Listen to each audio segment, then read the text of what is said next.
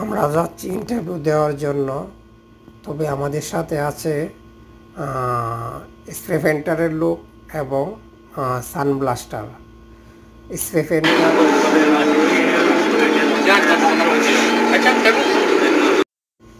Spray painter আর সানব্লাস্টারের লোক আমরা হচ্ছে স্প্রে পেন্টার, যেটা আমরা কালার করব। আর সানব্লাস্টার হচ্ছে পাইপ এবং ট্যাঙ্কের মধ্যে মরিচা থাকলে কম্প্রেসার চালু করে এটার সাথে বালু এবং কংক্রিট আসে। এই প্রেশারের কারণে ওই মরিচাগুলা ক্লিন হয়। এটা একটু ডেঞ্জারাস বেশি এবং এর রিস্ক বেশি। আর আমাদের স্প্রে পেন্টার এটা তেমন রিস্ক নাই, রিস্ক না হলেও এটাতে ক্ষতি আছে, কারণ এটাতে তিনাস মিক্স করা থাকে।